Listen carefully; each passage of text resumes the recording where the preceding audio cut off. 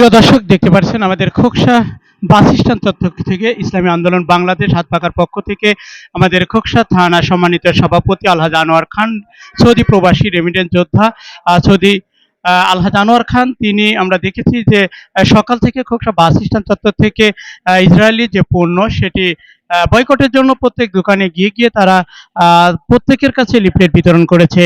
এই মুহূর্তে সরাসরি দেখাতে বিটিভি লাইভ থেকে যুক্ত আছি। যে যেখান থেকে লাইভটি দেখছেন অবশ্যই লাইভটি শেয়ার করবেন, নিজে দেখবেন এবং অন্যকে দেখার সুযোগ করে দিবেন।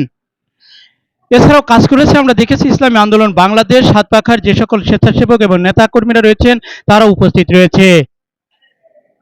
আলহাজ আনোয়ার খান খোকসা কুমারখালী ৭৮ কুষ্টিয়া ৪ আসনের মনোনয়ন প্রত্যাশী এবং এমপি পদপ্রার্থী আলহাজ আনোয়ার খান এবং ইসলামী আন্দোলন বাংলাদেশ হাত পাখার যে সকল নেতা কর্মী ও স্বেচ্ছাসেবক ভাইরা রয়েছেন সবার উপস্থিতিতে আমরা দেখেছি যে প্রত্যেক দোকানে গিয়ে গিয়ে তারা কিন্তু প্রত্যেক দোকানদারদের সঙ্গে সৌজন্য সাক্ষাৎ করেছে এবং লিফলেট বিতরণ করেছে।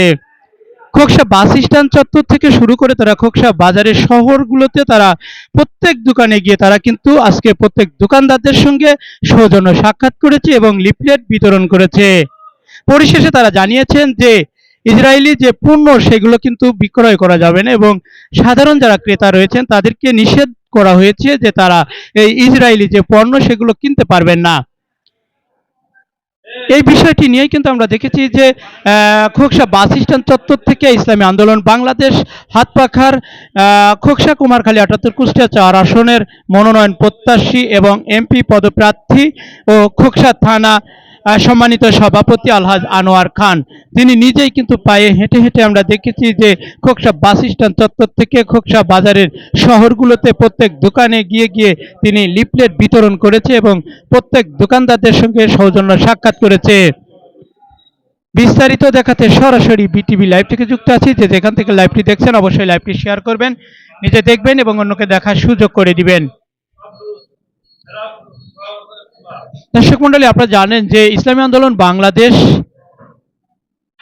সৌদি প্রবাসী রেমিটেন্স যোদ্ধা আলহাজ আনোয়ার খান, তার নেতৃত্বে খোকসা এবং কুমারখালী প্রত্যেকটা ধার্মিক এবং ইসলামিক যে সকল প্রতিষ্ঠান রয়েছে সেই প্রতিষ্ঠানগুলোতে তিনি কিন্তু জড়িয়ে রয়েছে। অত্র এলাকায় আমরা দেখেছি দান এবং দানবীর ও দুস্থ অসহায় পরিবারের পাশে গিয়ে দাঁড়ান এই সৌদি প্রবাসী রেমিটেন্স যোদ্ধা আলহাজ আনোয়ার খান। তার নেতৃত্বে আমরা দেখেছি যে ফিলিস্তিনের যে গণহত্যা সেই গণহত্যার প্রতিবাদে আমরা দেখেছি যে খোকসা বাস স্ট্যান্ড চত্বর থেকে শুরু করে খোকসা শহরের মতো প্রত্যেক দোকানে দোকানে গিয়ে তারা সৌজন্য সাক্ষাৎ করেছে এবং প্রত্যেকের হাতে লিফলেট বিতরণ করেছে। ইসরায়েলের যে পণ্য সেটি বিক্রয় করা যাবে না এবং যেটি রয়েছে সেটি বিক্রি করা মুহূর্তে এই প্রোডাক্টগুলো আর আপনারা বিক্রি করতে পারবেন না, এই বিষয়টি নিয়ে তিনি কিন্তু আলোচনা করেন।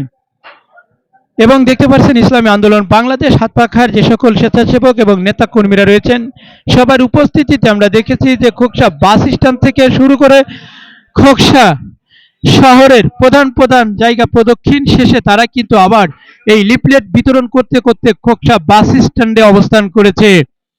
বিস্তারিত দেখাতে সরাসরি বিটিভি লাইভ থেকে যুক্ত ছিলাম। যে যেখান থেকে লাইভটি দেখছেন অবশ্যই লাইভটি শেয়ার করবেন, নিজে দেখবেন এবং অন্যকে দেখার সুযোগ করে দিবেন। ধন্যবাদ খোকসাবাসীর পক্ষ থেকে আলহাজ আনোয়ার খানকে তার এই মহৎ কাজ এবং উদ্যোগ নেওয়ার জন্য। আলহাজ আনোয়ার খান ৭৮ কুষ্টিয়া ৪ আসনের মনোনয়ন প্রত্যাশী এবং এমপি পদপ্রার্থী হাত পাখার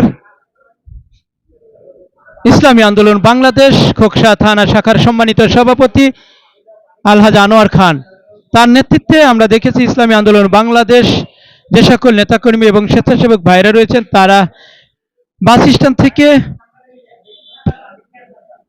ফিলিস্তিনের যে গণহত্যা সেই গণহত্যার প্রতিবাদে আমরা দেখেছি ইসরায়েলের যে পণ্য সেটি বয়কট করতে হবে, আর এই বয়কট করতে হবে এই মর্মেই কিন্তু আমরা দেখেছি তারা লিফলেট বিতরণ করতে করতে তারা খোকসা শহরের মধ্যে অবস্থান করেছে।